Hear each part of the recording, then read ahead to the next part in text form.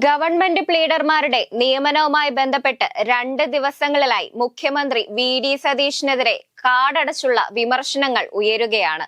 KSU അടക്കമുള്ള സ്വന്തം ശേരിക്കുള്ളിൽ നിന്ന് തന്നെ സമാനതകളില്ലാത്ത ആരോപണങ്ങൾ നേരിടുകയാണ്. ഗവൺമെന്റ് പ്ലീഡർമാരുടെ നിയമനവുമായി ബന്ധപ്പെടുത്തി ഉയർത്തിക്കൊണ്ടുവന്ന ഈ വിവാദങ്ങൾ പൂർണ്ണമായും രാഷ്ട്രീയ പ്രേരിതവും വസ്തുതാവിരുദ്ധവുമാണെന്ന വാദവും ഉയരുന്നുണ്ട്. സുതാര്യമായ നടപടിക്രമങ്ങളിലൂടെ മുന്നോട്ടു പോയ ഒരു വിഷയത്തെ അനാവശ്യ വിവാദങ്ങളിലേക്ക് വലിച്ചിഴയ്ക്കാനുള്ള ശ്രമങ്ങളെ കൃത്യമായ തെളിവുകളോടെയാണ് മുഖ്യമന്ത്രിയും അനുകൂലിക്കുന്നവരും പ്രതിരോധിക്കുന്നത്.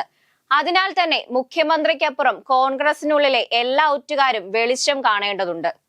ഗവൺമെന്റ് പ്ലീഡർ നിയമനത്തിൽ മുഖ്യമന്ത്രി സ്വന്തം താൽപര്യപ്രകാരം ആളുകളെ തിരുകി കയറ്റിയെന്ന രീതിയിലാണ് ആരോപണങ്ങൾ ഉന്നയിക്കപ്പെടുന്നത്. എന്നാൽ അങ്ങനെ തന്നെയാണോ യാഥാർത്ഥ്യം? വി.ഡി. സതീശൻ മാത്രമാണോ എല്ലാത്തിനും പിന്നിലെ കുറ്റക്കാരൻ? ലോയേഴ്സ് കോൺഗ്രസിലെ ഇടപെടലുകളിലാണ് ഇക്കാര്യത്തിൽ നിർണായകമാകുന്നത്. വിവിധ കോൺഗ്രസ് നേതാക്കളും ജനപ്രതിനിധികളും അവരവരുടെ നിർദ്ദേശങ്ങൾ സമർപ്പിക്കുകയും ലോയേഴ്സ് കോൺഗ്രസ് ഔദ്യോഗികമായി തയ്യാറാക്കുകയും ചെയ്ത ലിസ്റ്റിൽ ഉൾപ്പെട്ട അർഹരായ അഭിഭാഷകരെ മാത്രമാണ് ഈ പദവികളിലേക്ക് പരിഗണിച്ചിട്ടുള്ളത്. മുഖ്യമന്ത്രി എന്ന നിലയിൽ താൻ ഇതിലേക്ക് സ്വന്തം നിലയിൽ യാതൊരുവിധ ഇടപെടലുകളും നടത്തിയിട്ടില്ല എന്ന നിലപാടിൽ തന്നെ ഉറച്ചു നിൽക്കുകയാണ് വി.ഡി. സതീശൻ. മടിയിൽ കനമില്ലാത്തത് കൊണ്ട് തന്നെ ആരോപണങ്ങൾ ഉയർന്ന ഉടൻ ഈ ശുപാർശ ലിസ്റ്റ് പൊതുസമക്ഷം ഉയർത്തിക്കാട്ടാൻ അദ്ദേഹം തയ്യാറായി. ഇതോടെ പ്രതിപക്ഷത്തിന്റെയും ആഭ്യന്തര വിമർശകരുടെയും ആരോപണങ്ങളുടെ മുനയൊടിയുകയായിരുന്നു.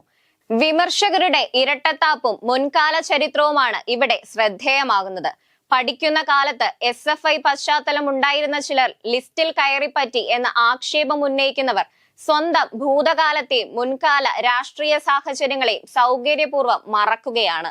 മുൻപ് തിരഞ്ഞെടുപ്പ് കാലങ്ങളിൽ തൊട്ടു മുൻപേ വരെ CPM-ന്റെ ഉന്നത പദവികളിലും മന്ത്രിസ്ഥാനങ്ങളിലും ഇരുന്നവർ പെട്ടെന്ന് വന്ന് കോൺഗ്രസിന്റെയോ UDF-ന്റെയോ നിയമസഭാ സ്ഥാനാർത്ഥികളായപ്പോൾ മൗനം പാലിച്ചവരാണ് ഇപ്പോൾ ശുദ്ധീകരണവാദവുമായി വരുന്നത്. ഇനി ഉത്തരം ലഭിക്കേണ്ട ചോദ്യം അവസരങ്ങൾ നഷ്ടപ്പെട്ടത് ആർക്ക് എന്നതാണ്. മുൻപും ഇത്തരം രാഷ്ട്രീയ പരീക്ഷണങ്ങൾ നടന്നപ്പോഴൊക്കെ യഥാർത്ഥത്തിൽ അവസരങ്ങൾ നഷ്ടപ്പെട്ടത് പാർട്ടിക്ക് വേണ്ടി ചോരയും നീരും നൽകിയ KSU യൂത്ത് കോൺഗ്രസ് പ്രവർത്തകർക്ക് തന്നെയായിരുന്നു. അന്ന് കാണിക്കാത്ത ആവേശം ഇപ്പോൾ ചിലർ വ്യക്തിപരമായ താല്പര്യങ്ങൾക്ക് വേണ്ടി കാണിക്കുന്നത് തികഞ്ഞ ഇരട്ടത്താപ്പാണെന്ന് പറയാതെ വയ്യ. പാർട്ടി വേദികൾ മറന്ന് മാധ്യമ വിചാരണ നടത്തുന്നവർ ചിന്തിക്കേണ്ട ചില കാര്യങ്ങളുണ്ട്.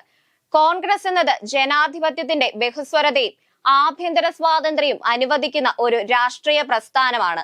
പാർട്ടിയിൽ അഭിപ്രായ വ്യത്യാസങ്ങളും വിയോജിപ്പുകളും ഉണ്ടാകുന്നത് സ്വാഭാവികവുമാണ്. എന്നാൽ അതിന്റെ ചട്ടക്കൂടുകൾ മറക്കുമ്പോഴാണ് ഇത്തരത്തിൽ പാർട്ടിയും സർക്കാരും പ്രതിരോധത്തിലാകുന്നത്. ചെന്നിത്തലയും KC വേണുഗോപാലും പോലുള്ള മുതിർന്ന നേതാക്കൾ നടത്തുന്ന പ്രതികരണങ്ങൾ ഇളം മുറക്കാർ മാതൃകയാക്കാവുന്നതാണ്. ഇരുവരും വിമർശനങ്ങളും ഒളിയമ്പുകളും എയ്യുമ്പോഴും പാർട്ടിയെ സമ്മർദ്ദത്തിലാക്കാതിരിക്കാനുള്ള വിവേകം കാണിക്കാറുണ്ട്.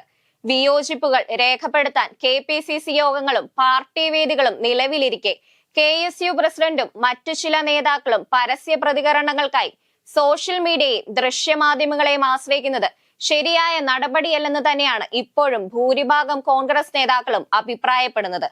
പാർട്ടിയെയും സർക്കാരിനെയും പൊതുമധ്യത്തിൽ അപകീർത്തിപ്പെടുത്തുന്ന രീതിയിൽ മാധ്യമ വിചാരണ നടത്തുന്നത് അറിഞ്ഞോ അറിയാതെയോ രാഷ്ട്രീയ എതിരാളികൾക്ക് ആയുധം നൽകലാവും എന്നതാണ് ഇവർ മുന്നോട്ട് വെക്കുന്ന നയം. ഇത്തരം നീക്കങ്ങൾക്ക് പിന്നിൽ മറ്റു ചില നിക്ഷിപ്ത ലക്ഷ്യങ്ങളുണ്ടെന്ന് സാധാരണ പ്രവർത്തകർ സംശയിച്ചാൽ അവരെ കുറ്റപ്പെടുത്താനുമാകില്ല.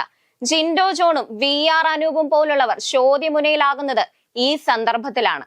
വ്യക്തിപരമായ അജണ്ടകളും രാഷ്ട്രീയ വിരോധവും മുൻനിർത്തി സർക്കാരിന്റെ പ്രതിച്ഛായ തകർക്കാൻ നോക്കുന്നവരുടെ പിന്നിലാരെ എന്ന് കണ്ടെത്താൻ കോൺഗ്രസുകാർ തന്നെ മുന്നിട്ടിറങ്ങും. കേരളത്തിലെ വലിയൊരു വിഭാഗം ജനങ്ങളുടെയും ജനാധിപത്യ വിശ്വാസികളായ മുഴുവൻ കോൺഗ്രസ് പ്രവർത്തകരുടെയും നഷ്ടപ്പെടുത്താതെ മുന്നോട്ടു പോവുക എന്നത് തന്നെയാണ് വി.ഡി. സതീശന്റെ മുന്നിലെ യഥാർത്ഥ വെല്ലുവിളി. അധികാരം ഏറ്റെടുത്ത അന്നു മുതൽ കൂടെയുള്ള വിവാദങ്ങൾ സത്യത്തിൽ സമാധാനപൂർണമായ ഭരണത്തിനുള്ള അവസരം സർക്കാരിൽ നിന്ന് അകറ്റുകയാണ്.